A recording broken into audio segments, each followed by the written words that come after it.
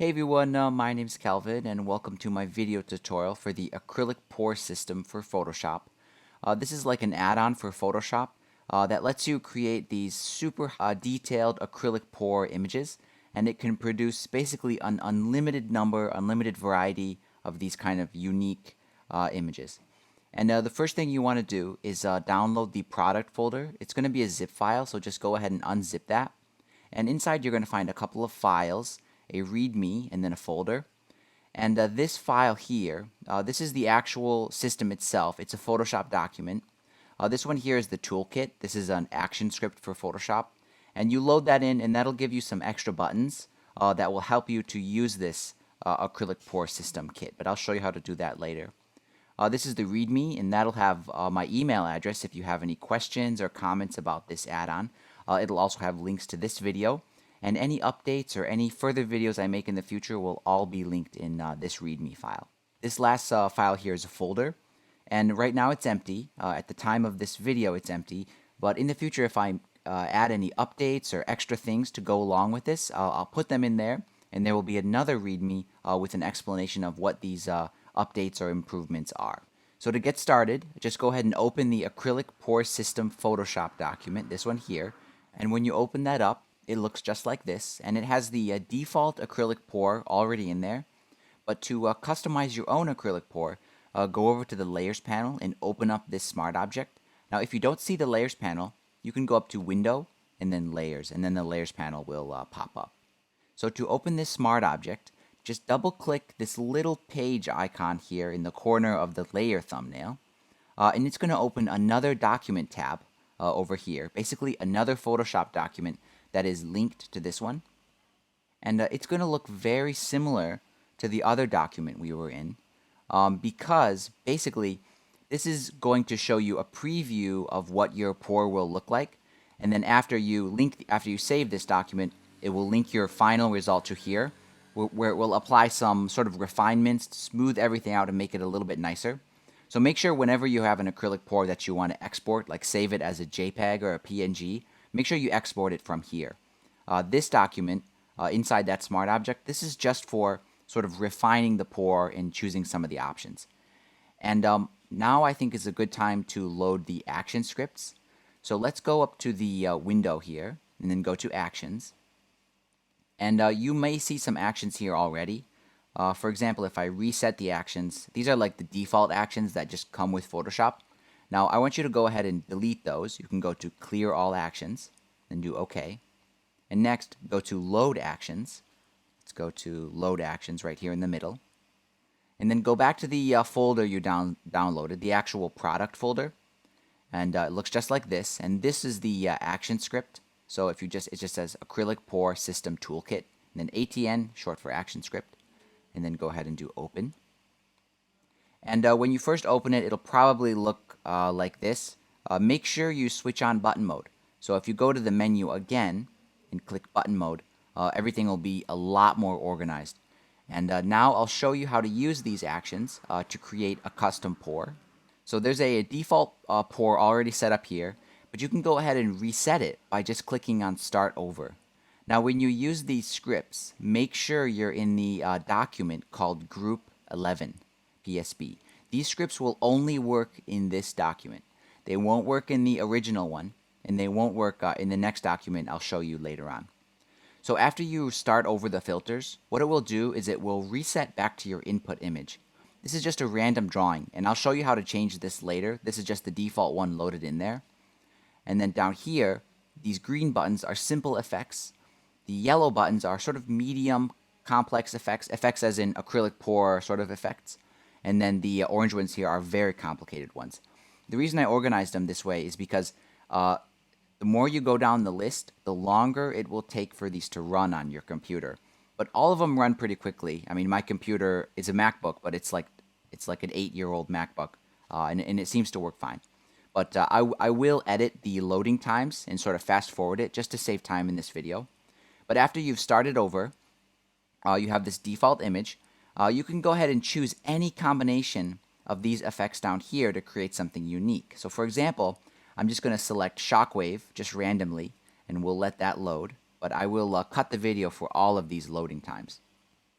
So this is what Shockwave looks like. And after it's done loading, I can go over and choose a different effect. Maybe let's try Crossflow. And as you add more effects, it will just stack them on top of each other. So now we're getting somewhere. We've combined Strike and Crossflow. So let's choose one more, and that'll probably be fine. Let's try Light Marble.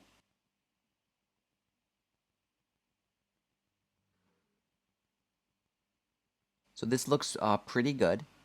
In total, the loading time was probably around 3 minutes. But once you're happy with your result here, you want to send your result to the original document here, which still has the original default image still in there. So the best way to do that is to just go up here to the document tab, this little X, and just click the X. And when it asks if you want to save, just click Save. And it'll take a few seconds to load, maybe a minute, but I'll cut the video. So there we go. I've X'd out or closed that other document tab and saved it when it asked. And then it just sort of sent the result to the original document here, and it's updated the result here. So none of these actions can be used in here. So if, for example, if you accidentally click one, it'll just throw a warning. So just click stop. So don't use the actions for this one. Only use them when you go inside the Acrylic Pour system. So I'll minimize these actions just to save space on my screen. So once you've got your Acrylic Pour result updated here, it's been pretty well refined and smoothed out. So over in the Layers panel, you have these folders that say on, off. And these are basically like options, like color options. So you can turn these on or off and create a sort of unique color scheme. So for example, there is the color variation effect. If I turn that off, you'll see it's kind of like a little bit more consistent colors. But if you turn that on, it's very subtle, but it will throw in some slightly different hues just randomly throughout there. And with a lot of these effects, they come at different opacities. So if you want the effect to be stronger, you could select the effect. For example, Simple Tone. If I turn that off, here's your result. If I turn that on, it sort of makes everything a little more pastel. But I can increase that effect by raising the opacity like that. And it will sort of create some interesting colors the higher the opacity. And a lot of these effects are just like that. But I'll keep this around 16%.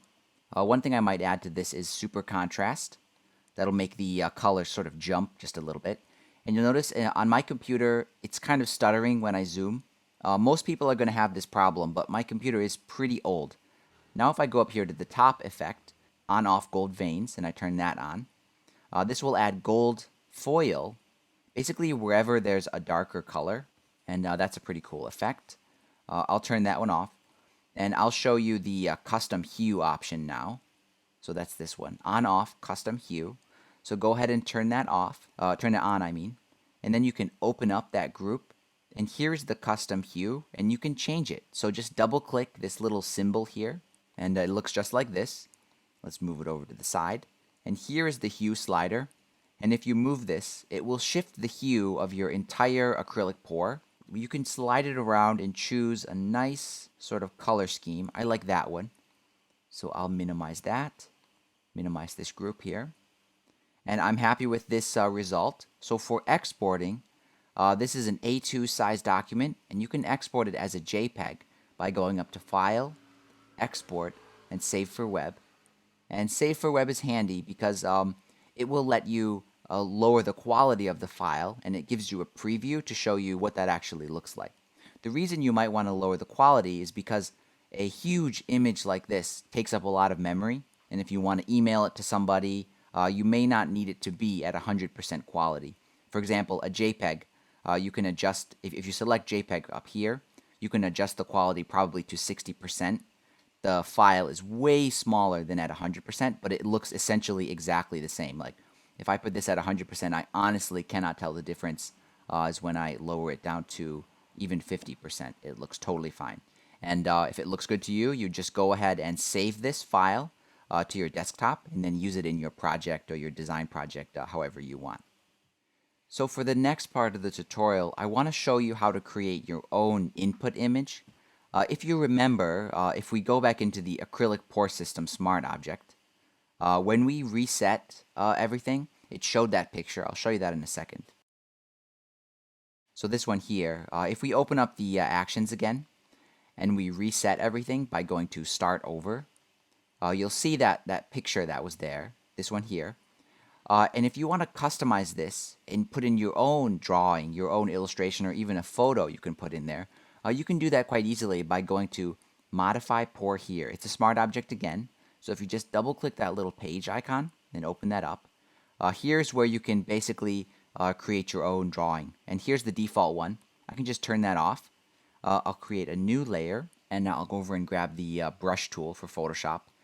I'll set the size pretty big and the hardness at 50%. That's kind of like how fuzzy the edges are.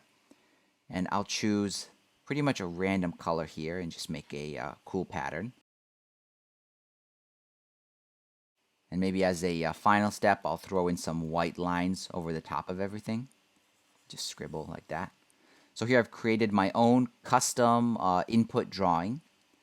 So as long as it's visible, let's make sure your layer's on, you can see it. All you have to do to drop this into the acrylic pour is just go up to that document tab, color fill 121, and just X out of it, and when it asks, just click save.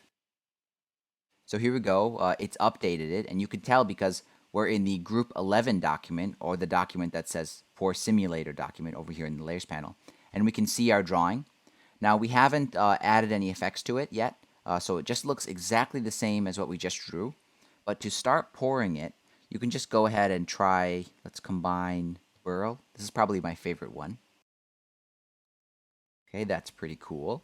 I think I'll stack one more on top of it. Let's try Tidal Wave. You'll notice the more filters you add, the more complex it will get. You may not want a super complicated one because it does get really sort of chopped up. So I actually like this. I'm totally happy with this. I won't add any more filters. To save this again and to refine this result for saving as a JPEG or something, just make sure you go up to the document tab up here and click that X.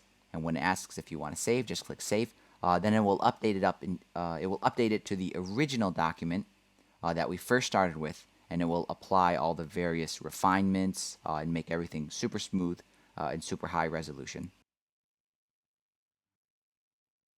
So we've updated the final result here, and it has the color options over here. I think I'll do some experiments here and try to create something cool. And now to save this, I'll go up to, just like we did before, I'll go to File, Export, Save for Web, and save it as a JPEG, and then I'll show you the final result. So here is the final result. I just saved it as a normal JPEG at 50% quality. It's totally enormous. This is A2 size. It's like 7,000 pixels tall. You could print this on even larger than A2 and it would look fine. So hopefully this explains how to use this add-on. As always, if you're confused about this or something doesn't quite make sense or you have a question about a specific project you're doing, you can always go to that README file and find my email address in there. And if you send me an email, I'll get back to you right away, usually in just a few hours. But other than that, thank you so much for watching. Thanks for your support, and I'll see you in the next video.